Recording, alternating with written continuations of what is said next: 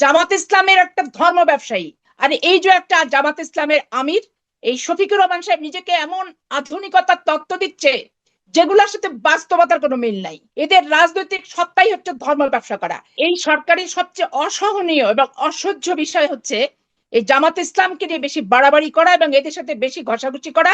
আমি আওয়ামী লীগের অবৈধ ভাবে ক্ষমতায়নকে যেমন অপছন্দ করেছি এবং আন্দোলন করেছি, আবার এদিকে ধরেন যে ভোটের অধিকার হরণের জন্য আওয়ামী লীগের গুনকুমের বিরুদ্ধে যেমন আমি আন্দোলন করেছি, জামাত ইসলামের একটা ধর্ম ব্যবসায়ী, ধর্মকে পুঁজি করে সাধারণ মানুষকে ধোকা দিয়ে এবং তাদের দাঁড়িপাল্লায় ভোট দিলে জান্নাতুল ফেরদৌস বরাদ্দ দেওয়া হবে, এই সমস্ত মিথ্যাচার করে তারা বিভিন্ন জায়গায় মহিলাদেরকে পাঠায় এবং নিজেরা যে এই সমস্ত প্রচার প্রচারণা চালিয়ে ধর্মভীরু মানুষকে বিভ্রান্ত করে রাজনৈতিক ফায়দা হাসিলের অপচেষ্টাকারী এই জামাত ইসলামকে ঠিক তেমনি ভাবে আমি অপছন্দ করি। তার কারণ এদের রাজনৈতিক সত্তাই হচ্ছে ধর্ম ব্যবসা করা। আর এই সরকারের সবচেয়ে জঘন্য লাগে যে একে নিয়ে এত বেশি বাড়াবাড়ি করে, এত বেশি ট্রাস্ট করে, এত বেশি আস্থাশীল হওয়ার চেষ্টা করে যে মানুষের চোখে কিন্তু এই সরকার ধরা পড়ে যাচ্ছে। কারণ বাংলাদেশের মানুষ মুক্তিকামী মানুষ, বাংলাদেশের মানুষ স্বাধীন চেতা মানুষ, বাংলাদেশের মানুষ মুক্তিযুদ্ধের চেতনায় বিশ্বাসী মানুষ। এই মুক্তিযুদ্ধ একটা মাত্র সংগঠনের কারণে মুক্তিযুদ্ধের চেতনাকে ক্ষতিগ্রস্ত করবে, আঘাত হানবে, এই জিনিসটা কিন্তু কেউ আমরা বরদাস্ত করবো না এবং আমরা বরদাস্ত করতে কিন্তু পারিও না। এই সরকারের বিন্দুমাত্র চেতনায় থাকা উচিত যে বাংলাদেশের মানুষ মুক্তিযুদ্ধের চেতনাকে ধারণ করে, লালন করে, বিশ্বাস করে, সম্মান করে, আনুগত্যশীল মুক্তিযুদ্ধের চেতনার প্রতি।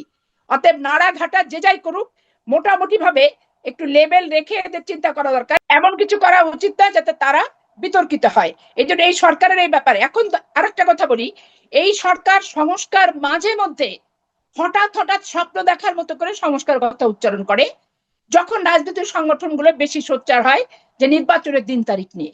এখন তারা যদি মনে করে যে ইচ্ছা মতো সময় নিয়ে দীর্ঘায়িত হওয়ার পরে হঠাৎ হঠাৎ আমরা সংস্কারের কথা বলে আমাদের ক্ষমতায়নটা দীর্ঘায়িত করব, এটাও কিন্তু অশুভ লক্ষণ হবে, অশুভ ইঙ্গিত হবে।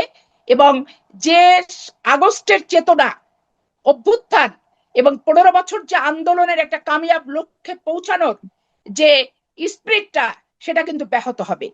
এরা যখন ক্ষমতার বিপক্ষে থেকে ক্ষমতাসীনদের নিয়ে এরা সমালোচনা করেছে, আজকে এরা বাজার দর নিয়ন্ত্রণ করতে ব্যর্থ, মানুষ মেনে নিচ্ছে দাঁতে দাঁত চেপে যে হচ্ছে ঠিক আছে একটা অবৈধ শাসককে সরিয়ে এসছে, একটু সময় দিই। আজকে ট্রাফিক জ্যাম এত বেশি ঢাকা শহর গোটা বাংলাদেশে, সেখান থেকে ধরেন মানুষ নাভিশ্বাস এবং কোথাও কোনো সিস্টেম নাই, শৃঙ্খলা নাই, প্রশাসন নীরব হয়ে বসে আছে, কোনো কার্যকারিতা নাই, টেবিল চেয়ার আছে, পোস্ট আছে, বেতন খাচ্ছে কিন্তু ভূমিকা নাই। কারণ প্রশাসনে এত অবৈধ শাসনের ক্ষমতা প্রয়োগ করে অভ্যস্ত হয়ে গেছে যে তারা বৈধ শাসনের কথা, কি করা উচিত, দায়িত্ব এবং কর্তব্য বোধটাও কিন্তু তারা ভুলে গেছে। এমত অবস্থায় ইনারা যদি মনে করেন দল গঠন করব, ক্ষমতায় বসে থাকবো, থেকে একটা পাতানো নির্বাচন দিব, বাংলাদেশের মানুষ কখনোই কোনো এই অবৈধ এবং এই টাইপের মানসিকতা সম্পূর্ণ সংগঠন ব্যক্তি এদেরকে মেনে নেয়নি, সমর্থন দেয়নি, মানবে না, মানতে পারে না।